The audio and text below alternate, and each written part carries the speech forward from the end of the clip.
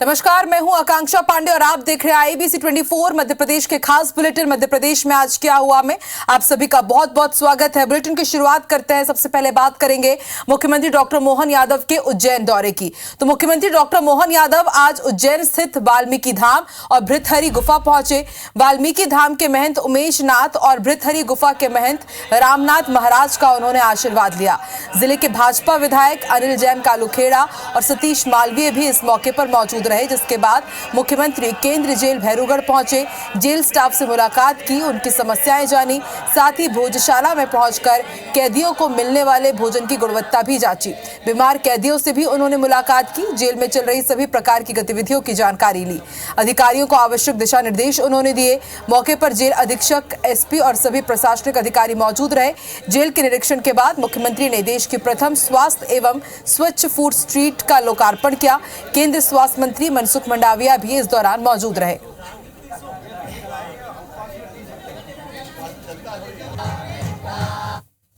कांग्रेस ने लोकसभा चुनाव के लिहाज से दो महत्वपूर्ण कमेटियों का ऐलान कर दिया है। पहली कांग्रेस इलेक्शन कमेटी में PCC चीफ जीतू पटवारी को चेयरमैन बनाया गया है। इलेक्शन कमेटी की लिस्ट में कमलनाथ, दिग्विजय सिंह, उमंग सिंघार, सुरेश पचौरी, कांतिलाल भूरिया, अरुण यादव, अजय सिंह, विवेक तनखा, रामनिवास रावत, सज्जन सिंह वर्मा, कमलेश्वर पटेल, राजेंद्र कुमार सिंह, फूल सिंह बरैया, हेमंत कटारे, गोविंद सिंह, NP प्रजापति, आरिफ मसूद समेत 34 नेताओं को जगह दी गई है। वहीं दूसरी कमेटी है पॉलिटिकल अफेयर्स कमेटी, जिसमें 32 सदस्य शामिल किए गए हैं। इस कमेटी का अध्यक्ष जितेंद्र सिंह को बनाया गया है, जबकि जीतू पटवारी को इसका कन्वीनर बनाया गया है।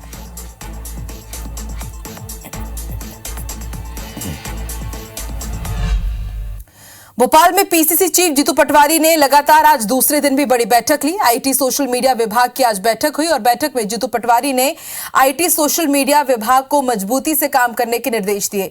जीतू पटवारी ने राहुल गांधी की भारत जोड़ो न्याय यात्रा के मैसेज को सोशल मीडिया के जरिए लोगों तक पहुंचाने का टास्क भी पदाधिकारियों को दिया है। जीतू पटवारी ने बैठक में कहा कि कांग्रेस IT सोशल मीडिया के कार्यकर्ता न सिर्फ भारत जोड़ो न्याय यात्रा बल्कि लोकसभा चुनाव की तैयारियों में भी पूरी ताकत के साथ जुट जाए। बीजेपी सरकार की नाकामियों, जन विरोधी नीतियों को लेकर हर घर तक, मोबाइल तक अपनी पहुंच बनाए। भारतीय जनता पार्टी के नफरत फैलाने के एजेंडे, मुद्दों से भटकाने के एजेंडे जो सोशल मीडिया पे वो भ्रमित करती है, उससे कैसे लड़ना है उसके लिए भरपूर ऊर्जा दी। और आज सोशल मीडिया का हर कार्यकर्ता अपने आप को उत्साहित महसूस कर रहा है इस मीटिंग के बाद। और इस मीटिंग में आने वाले लोकसभा चुनाव में जिस तरीके से इनसे लड़ना है, कैसे इनकी बातों, जो गलत बातें फैलाते हैं उनको कैसे रोकना है, उसके बाद भारत जोड़ो न्याय यात्रा जो आने वाली है उसमें किस तरीके से बढ़ चढ़कर हमें मध्य प्रदेश में हिस्सा लेना है, उसके लिए भी मोटिवेट किया। महामंडलेश्वर संत अतुलेशानंद आचार्य शेखर का शाजापुर में शानदार स्वागत किया गया। इस दौरान उन्होंने कहा कि पूरा देश ही नहीं बल्कि पूरा विश्व राममय हो रहा है।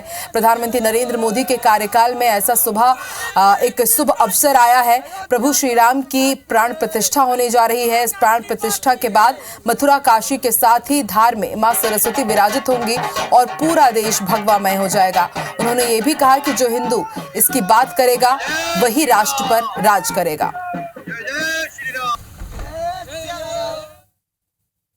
पूरा देश हिंदूमय हो गया, भगवामय हो गया है। सारे इस्लामीकरण की निशानियां देश से खत्म हो रही है। चाहेंगे कि विश्व से खत्म हो जाए और विश्व में राम राज्य स्थापित हो, क्योंकि राम राज्य स्थापित होगा सब सुखी रहेंगे, निरोगी रहेंगे। पूरा प्रदेश, पूरा देश राममय हो जाएगा, भगवामय हो जाएगा और कहेंगे हम जो हिंदू हित की बात करेगा वही राष्ट्र पर राज करेगा।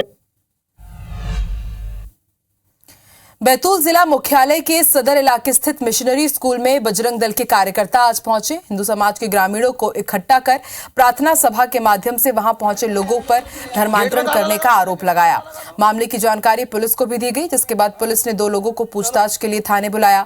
वहीं प्रार्थना सभा में मौजूद ग्रामीणों का कहना है कि हमारे घर में दिक्कतें थी जो प्रार्थना सभा में आकर दूर हो गई। प्रार्थना सभा में आने से सुकून और शांति मिलती है। वहीं मामले पर SDOP ने कहा है कि जांच के बाद कार्रवाई की जाएगी। हम लोगों की अपने अपने पर्सनल प्रॉब्लम थी, घर में बहुत सारी परेशानियां थी। हमने हर तरफ से थक हार के और हम लोग चर्च में आते हैं, हम लोग प्रार्थना दुआ करने, हमको बहुत शांति सुकून मिलता है। पता नहीं है उनको कौन सी दिक्कत है। भैया मेरे शरीर में तो कोई धर्म का नाम नहीं लिखा है, है ना। हमारी लड़की मतलब बहुत बीमार थी, सब भगत भुगत करे, कुछ भी आराम नहीं लगा। तो एक भाई ने बताया कि वहाँ जाके प्रार्थना करो। हमको प्रार्थना भी नहीं समझती थी, जब से प्रार्थना में आ रही तो चंगाई भी हो गई। और अब मेरी बच्ची मतलब 2 बच्चे की माँ है। जो वहाँ पर पादरी थे उनसे चर्चा हो रही है और उनके संगठन के साथ जो जुड़े हुए हैं उनसे, और बाकी जो अन्य पक्ष है उससे दोनों।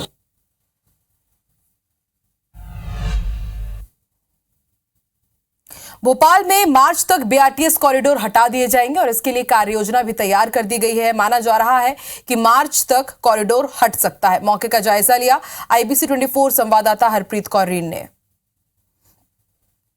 भोपाल बीआरटीएस यानी बस रैपिड ट्रांजिट सिस्टम मार्च से पहले इसे हटा दिया जाएगा। इस वक्त हम मौजूद हैं बाणगंगा सड़क पर। देखा जा सकता है कि यहाँ पर बीआरटीएस है और इसके साथ ही शहर के अलग अलग इलाकों में भी ये बना हुआ है, लेकिन इसे मार्च से पहले ही हटाने के जो निर्देश हैं वो आ चुके हैं। मिसरौद से एम्प्री तक, रोशनपुरा से कमला पार और कलेक्ट्रेट से लाल घाटी के बीच बीआरटीएस को हटाने और तोड़ने में लगभग 18 करोड़ का खर्च आएगा, जबकि बैरागढ़ में एलिवेटेड कॉरिडोर बनने से पीडब्ल्यूडी से खुद ही तोड़वा रहा है। माना जा रहा है कि मुख्य सचिव वीरा राणा के सामने इसे तोड़ने के 4 प्लान पेश किए जा चुके हैं और अब 8 जनवरी को जब मुख्यमंत्री डॉक्टर मोहन यादव भोपाल नर्मदापुरम की समीक्षा बैठक लेंगे तो बीआरटीएस को हटाने का जो प्लान है उसका प्रेजेंटेशन उन्हें दिखाया जाएगा। डॉक्टर मोहन यादव की मंजूरी मिलते ही बीआरटीएस को तोड़ने की कवायद इसी महीने से शुरू हो जाएगी। फिलहाल इस बीआरटीएस को बनाने में 350 करोड़ से भी ज्यादा का खर्च आया है। पिछले कुछ सालों में इसके मेंटेनेंस पर भी इतना ही ज्यादा पैसा लगा है। फिलहाल हमेशा चर्चा में बना बीआरटीएस अब हटाया जा रहा है और माना जा रहा है कि इससे इस सड़क पर चलने वाले लोगों को सुविधा होगी।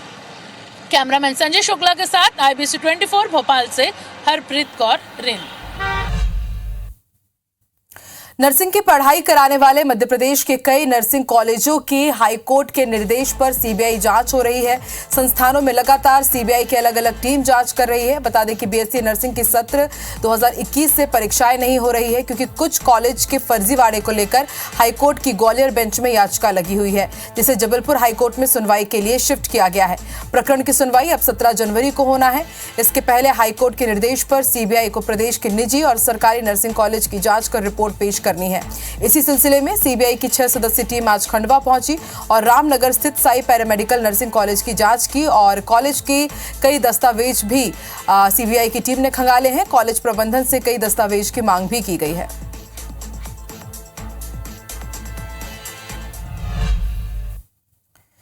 इंदौर में 4 जनवरी को रणजीत हनुमान मंदिर से प्रभात फेरी निकाली गई थी। इस दौरान कुछ युवकों द्वारा शुभम रघुवंशी की चाकू मारकर हत्या कर दी गई थी, जिससे सर्व हिंदू समाज में आक्रोश व्याप्त है। ऐसे में समस्त समाज के लोगों ने राजवाड़ा पर एकत्रित होकर आज प्रदर्शन किया। प्रदर्शन में शुभम के हत्यारों को फांसी देने के साथ ही परिजनों को उचित मुआवजा देने की मांग की गई है। सब लोग बैठ जाएं, हमें लंबी लड़ाई लड़ना है। शहडोल में रेत माफियाओं के हौसले इस कदर बुलंद है कि अब वो पुलिस पर भी हमला करने से गुरेज नहीं कर रहे हैं। दरअसल पुलिस को सूचना मिली थी कि सरफा नदी में रेत का अवैध खनन हो रहा है, जिस पर थाना प्रभारी दिलीप सिंह और आरक्षक सतीश चौरसिया मौके पर पहुंचे। ट्रैक्टर को रोककर थाना ले जाने लगे, तभी कुछ लोग मोटरसाइकिल से वहां पहुंचे और पुलिसकर्मी से मारपीट कर ट्रैक्टर लेकर फरार हो गए। खैरहा पुलिस ने 4 आरोपियों के खिलाफ मामला दर्ज किया है। फरार आरोपियों को सिंहपुर पुलिस की मदद से आरोपी पुष्पेंद्र पांडे और पकड़ने उनके घर गए तो वो भी पुलिस कर्मियों से मारपीट करने लगा, जिसमें सिंहपुर थाना में 5 लोगों के खिलाफ मामला दर्ज कर एक आरोपी को गिरफ्तार किया गया है। फिलहाल मामले में पुलिस ने एक महिला समेत कुल 9 लोगों को आरोपी बनाया है, जिसमें 2 आरोपियों की गिरफ्तारी हुई है। 7 अन्य आरोपियों की तलाश जारी है। एसपी ने फरार आरोपियों की गिरफ्तारी के लिए 30-30 हजार रुपए का इनाम भी घोषित किया है। पूरे घटनाक्रम में एक आरोपी को गिरफ्त में लिया गया है एवं ट्रैक्टर भी जब्त किया गया है और जो फरार आरोपीगण हैं उस फरार आरोपीगणों के जो है उस कृत्य को देखते हुए एडीजीपी महोदय के द्वारा जो है इसमें 30-30 हजार रुपए का इनाम की घोषणा की गई। कटनी जिले के माधवनगर थाना क्षेत्र अंतर्गत नाबालिग की हत्या कर शव को दफनाने का सनसनीखेज मामला सामने आया है और पुलिस पूरे मामले की गंभीरता से जांच में जुटी है। मामला माधवनगर थाना क्षेत्र के ग्राम भनपुरा नंबर 1 का है। यहां एक 11 वर्षीय बालक का अपहरण कर हत्या कर दी गई और फिर उसे दफनाने का आरोप बच्चे के परिजनों ने लगाया है। 2 दिन पहले नाबालिग घर के बाहर खेल रहा था। काफी तलाश के बाद जब नाबालिग नहीं मिला तो पुलिस को सूचना दी गई। पुलिस ने अपहरण का मामला दर्ज कर खोजबीन शुरू की थी। पुलिस को खोजबीन के दौरान ही गांव के पास नाबालिग का शव मिला। आशंका जताई जा रही है कि किसी अज्ञात ने अपहरण कर नाबालिग की हत्या की होगी। फिलहाल पुलिस ने एक संदेही को हिरासत में लिया है, पूछताछ की जा रही है। परिजन जो साथ में थे उन्होंने कपड़े से इस चीज़ की तस्दीक करी। वह सब हमारे 11 वर्षीय बच्चे का है जो लापता हुआ था। उस पर हमें उस पूरी जानकारी लेते ही हमने तत्काल एफएसएल टीम को बुलाया और उस टीम के द्वारा घटनास्थल का निरीक्षण करवाया गया और उनके ही सुपरविज़न में और हम सब के रहते हुए बच्चे का सब वहाँ से निकाला गया है और उसको पोस्टमार्टम के लिए भेजा गया। और इसी बीच रुक करते हैं सतना का। बड़ी खबर मिल रही है, यहाँ करंट लगने से 2 महिलाओं की मौत हो गई है। दोनों बहनें एक ही घर में रह रही थी। बिजली की तार की चपेट में आकर इन्हें करंट लगा और 2 बहनों की मौत हो गई। सिविल लाइन थाना क्षेत्र बराकला की ये घटना है। बेहद दुखद और बड़ा हादसा हम आपको बता रहे हैं। करंट लगने से 2 बहनों की मौत हो गई। बताया जा रहा है कि दोनों ही बहनें एक ही घर में रह रही थी। बिजली की तार की चपेट में आई और इनकी तत्काल मौके पर ही मौत हो गई।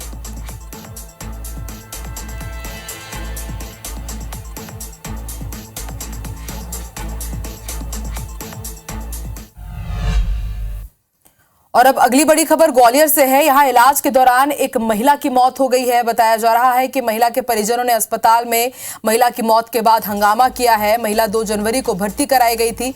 परिजन ने डॉक्टर पर इलाज में लापरवाही के आरोप लगाए हैं।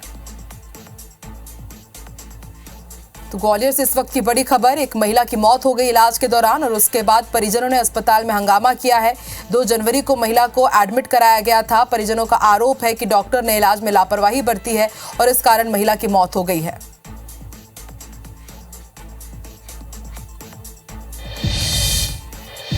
वहीं इंदौर में ज्वेलर्स से लाखों की ठगी का मामला सामने आया है। युवक युवती 2 लाख रुपए की ज्वेलरी लेकर फरार हो गए और ये पूरी वारदात सीसीटीवी में भी कैद हुई है। आरोपी ज्वेलरी खरीदने के बहाने ठगी करते हैं। शहर के 5 शोरूम में इसी तरह की वारदात को वो अंजाम दे चुके हैं। तुकोगंज पुलिस आरोपियों की तलाश में जुटी हुई है।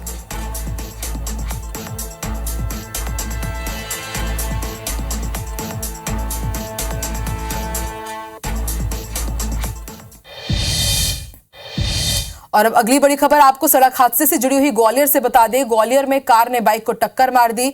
हादसे में बाइक सवार युवक गंभीर रूप से घायल है और हादसे की पूरी तस्वीर सीसीटीवी में कैद हुई है। चिरवाई नाके के पास की घटना। इसमें आप देख सकते हैं कि बाइक सवार रोड क्रॉस करने की कोशिश कर रहा होता है, तभी दूसरी तरफ से तेज रफ्तार कार आती है, इस बाइक को अपने चपेट में लेती है और युवक घसीटता हुआ दूर तक जा गिरता है। गनीमत ये रही कि जनहानि नहीं हुई है, लेकिन बाइक सवार युवक गंभीर रूप से घायल हुआ है।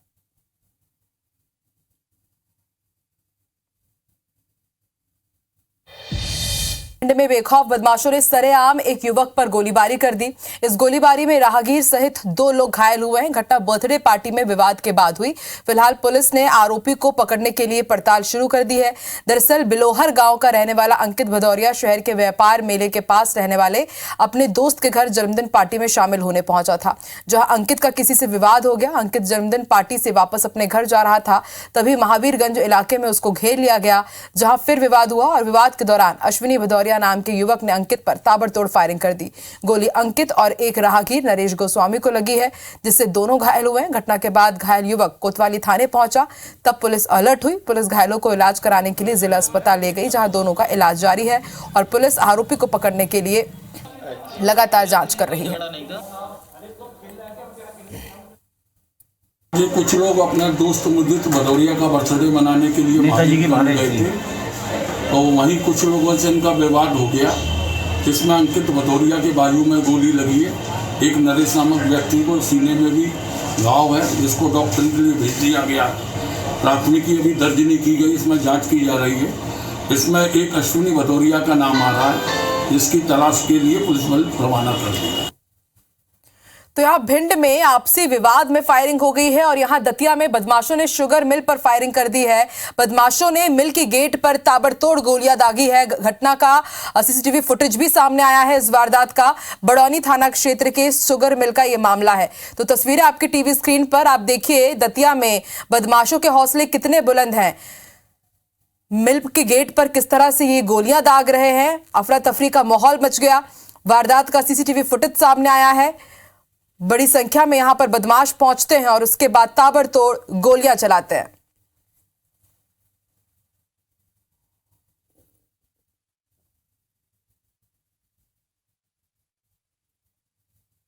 और अगली बड़ी खबर भी भिंड से। यहां भी बदमाश बेखौफ है। सराफा कारोबारी पिता पुत्र के साथ लूट की वारदात को अंजाम दिया गया है। कारोबारी से करीब 50,000 रुपए की लूट हुई है। अज्ञात बदमाशों ने गोली मारकर व्यापारी को लूट लिया है। हाथ में गोली लगने से व्यापारी घायल हो गया। दुकान बंद कर घर जाते समय इस वारदात को अंजाम दिया गया है। घटना के बाद पुलिस मौके पर पहुंची। लाहार थाना क्षेत्र की घटना है, जांच जारी है। तो भिंड में बदमाश कितने बेखौफ हैं, इसका अंदाजा आप इस खबर से लगा सकते हैं कि सराफा कारोबारी पिता पुत्र के साथ 50,000 रुपए की लूट हुई है। दुकान बंद करने के बाद पिता पुत्र घर जा रहे थे। उस दौरान अज्ञात बदमाश पहुंचते हैं, गोली मारते हैं और व्यापारी को लूट लेते हैं। पुलिस मौके पर पहुंची हुई है, जांच पड़ताल में जुटी है।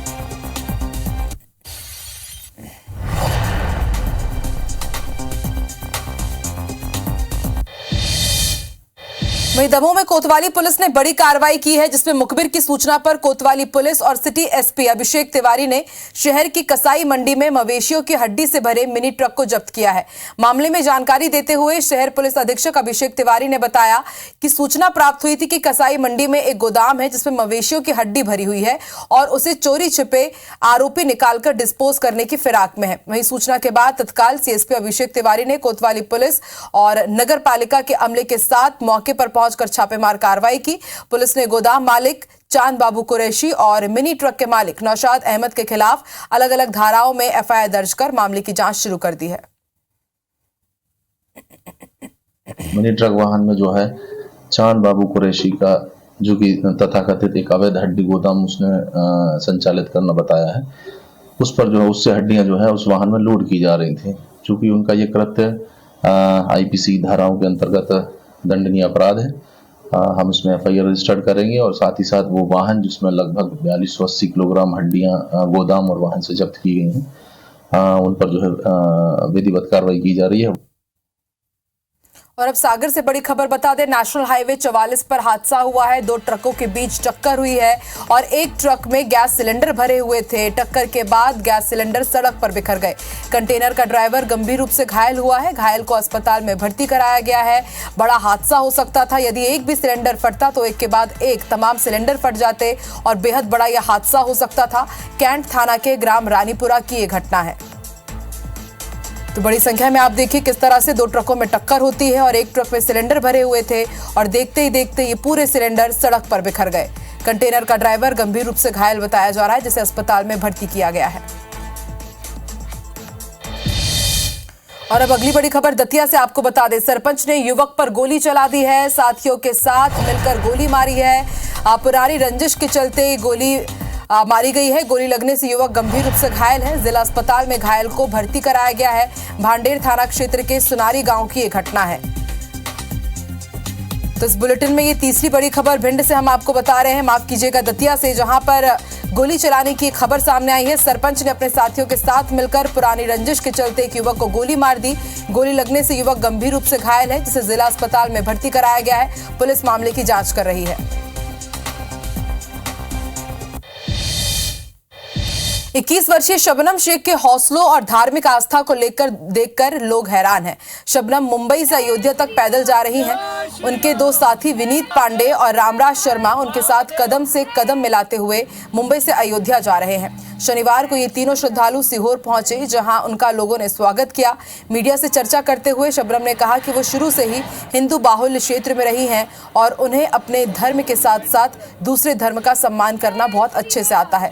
सोशल मीडिया पर लोग मेरे ऊपर आरोप लगा रहे हैं, लेकिन उससे मुझे कोई फर्क नहीं पड़ता। उन्होंने कहा कि महिलाओं को टॉर्चर करने वालों को जेल में डाल देना चाहिए। ऐसे लोगों पर हनुमान जी का गदा सर पर मारना चाहिए। राम जी सबके हैं और अभी रामधुन केवल शबनम शेख के अंदर ही नहीं आ रहा है, रामधुन अभी मौलानाओं के अंदर भी आ रहा है। मैंने बहुत सारे ऐसे विजुअल्स देखे, वीडियोस देखे सोशल मीडिया पर कि राम भक्ति में लीन अभी मौलाना भी हो रहे हैं और अच्छी अच्छी बातें भी कर रहे हैं, जो कि बहुत अच्छी बात है। ये नया भारत है। और इसी के साथ मध्य प्रदेश के इस बुलेटिन में फिलहाल इतना ही। आगे देखिए छत्तीसगढ़ी भाषा में नंबर 1 बुलेटिन हमर बानी हमर गोठ श्रवण तंबोली के साथ। मुझे दीजिए इजाजत। नमस्कार।